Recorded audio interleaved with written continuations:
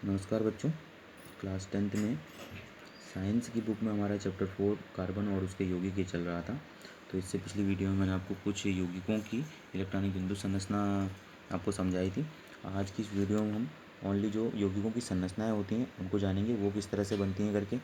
ठीक है, तो सबसे पहले है हमारा एथेनोइक अम्ल। इसका फॉर्मूला होता है आपका CH3COOH।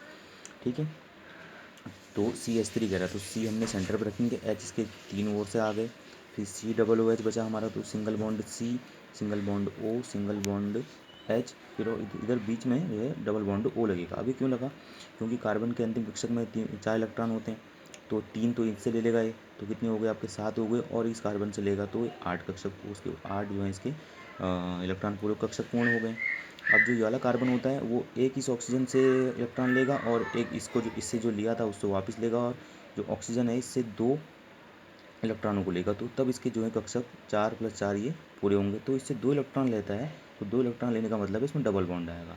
ठीक है, जिससे एक ही इलेक्ट्रॉन ग्रहण करेगा उसके साथ जो है सिंगल बॉन्ड आता है। जैसे ऑक्सीजन है, इसके अंतिम कक्षक में 6 इलेक्ट्रॉन होते हैं, तो एक इस हाइड्रोजन से लेगा और एक इस कार्बन से, क्योंकि इसने इसको एक दिया था तो इससे एक वापस लेगा। ठीक है, तो 8 इसके कक्षक पूर्ण हो गए। तो इस तरह से इसकी संरचना निर्मित होती है। अब अगला देखते हैं ब्रोमोपेंटेन। ब्रोमोपेंटेन का फॉर्मूला होता है C5H11Br।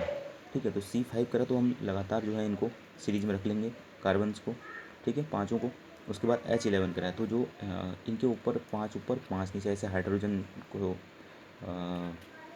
बनाएंगे। जो हमारा एक हाइड्रोजन बचा वो स्टार्टिंग में आ जाएगा, जो ब्रोमीन है वो हमारा लास्ट में इस तरह से इसके साथ जुड़ जाएगा। तो इस तरह से जो है ब्रोमोपेंटेन की जो है संरचना ये निर्मित हो जाएगी। ठीक, फिर अगला है हमारा ब्यूटेनॉन। ब्यूटेनॉन का फॉर्मूला होता है C2H5COCH3। तो C2 बोल रहा है, तो स्टार्टिंग में किस तरह से C और C को इस तरह से रखना है हमारा। ठीक है, C और C2 बोल रहा है। ठीक है, अब H5 है तो 2H ऊपर 2H नीचे और एक इधर, तो C2H5 ये पूरा बन गया हमारा। फिर है CO, तो सिंगल बॉन्ड लेगा इसके साथ, सिंगल बॉन्ड C और डबल बॉन्ड O ऊपर को। ठीक है, फिर C इधर बीच में आएगा और H इसके तीन ओर से जाएंगे। तो इस तरह से जो इसकी संरचना बनेगी। जैसे कार्बन में देखिए 4 होते हैं इसके पास इलेक्ट्रॉन, तो एक इससे लेगा, एक इससे लेगा, एक इससे और एक इस कार्बन से लेगा, तो कितने हो गए 8 हो गए। वैसे ही जो है इसमें डबल बॉन्ड इसलिए आया हुआ है क्योंकि इसने जो है इस कार्बन से एक इलेक्ट्रॉन लिया है, इस कार्बन से एक इलेक्ट्रॉन लिया है। अब इसके पास कितने हैं 4 + 2 6। अब इसके से उसको इससे इस ऑक्सीजन से 2 लेने पड़ेंगे, तभी जो है इसके कक्षक पूर्ण होंगे। तो कितने हो गए 8 हो गए। ठीक है, और ऑक्सीजन क्या करता है, ऑक्सीजन भी इसको 2 दिए हैं इलेक्ट्रॉन, तो 2 इलेक्ट्रॉन इससे वापस लेगा, तो 6 इसके अंतिम कक्षक में होते हैं, तो 6 2 8 हो गए। तो इस तरह से जो 2 इलेक्ट्रॉनों की साझेदारी होती है, तो डबल बॉन्ड यहाँ पे लगा हुआ है। ठीक है, तो इस तरह से जो है ये ब्यूटेनॉन की संरचना हुई। अगला होता है हेक्सेनल। हेक्सेनल का फॉर्मूला होता है C5H11CHO। ठीक है, तो C5 करा है तो ऐसे सीरीज में रख लेंगे 1 2 3 4 5 करके C5 को। ठीक, और H11 करा है तो 5 H ऊपर आ गए, 5 नीचे आ गए C5 के, यानी जो 5 कार्बन थे उनके ऊपर नीचे हम H को जोड़ें तो 10 जो है हाइड्रोजन के अणु इनसे जब जुड़ जाएंगे।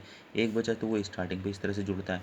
ठीक है, फिर आया हमारा CHO, तो फिर हमारा सिंगल बॉन्ड C और इधर सामने की तरफ पे H आ जाएगा और ऊपर की साइड पे ऐसे O आ जाएगा। वो किस तरह से बना, देखिए यहाँ पे कार्बन के अंतिम कक्षक में 4। ठीक है, तो 3 इन हाइड्रोजन से लेगा, एक इस कार्बन से लेगा, हो गए इसके कंप्लीट। वैसे ही ये भी 2 इन दोनों हाइड्रोजन से, एक इस कार्बन से, एक इस कार्बन से, तो 8 कंप्लीट हो गए इसकी कक्षक। ठीक है, हाइड्रोजन भी ऐसा ही करते हैं, वो अपने कक्षक इस तरह से पूर्ण कर लेते हैं। एक दिया है तो एक इलेक्ट्रॉन लेंगे, तो उसके बाद क्या आता है हमारा सहसंयोजक बंध, एकल सहसंयोजक बंध कहते हैं जिनमें। ठीक है, तो इस तरह से सारे करते रहते हैं ये। ठीक है, लास्ट में क्या होता है हमारे जैसे CH है वो किस तरह से जुड़ा हुआ है, सिंगल बॉन्ड C है। ठीक है, और इधर से H है, तो ये कार्बन किस तरह से जुड़ा हुआ है, एक हाइड्रोजन से इसने इलेक्ट्रॉन लिया है, एक इस कार्बन से लिया है, तो दोनों में सिंगल बॉन्ड आ रखा है। तो 4 इसके अंतिम कक्षक में हुए, तो एक इससे लिया 5, एक इससे लिया 6, और अब इस ऑक्सीजन से उसने 2 लेने पड़ेंगे तब उसके कक्षक पूर्ण होंगे। और ऑक्सीजन भी इससे जो है 2 इलेक्ट्रॉन इसको दिए हैं, तो 2 इलेक्ट्रॉन ग्रहण करेगा, यानी लेगा इससे वापस। तो इसके कारण से जो है इसमें जो है ये द्विआबंध बनता है। ठीक है, तो इस तरह से जो है ये हेक्सेनल की संरचना बनती है। ठीक, ये तो आपकी सिंपल संरचना हुई, और इससे पहले मैंने आपको कुछ इलेक्ट्रॉनिक बिंदु संरचनाएं बताई थी। ठीक है, अभी मैं आपको और भी इससे आगे जो कुछ यौगिकों की इलेक्ट्रॉनिक बिंदु संरचना और बताऊंगा। ठीक है, तो इनको आपने अपनी फेयर कॉपी पे नोट करना है साइंस की।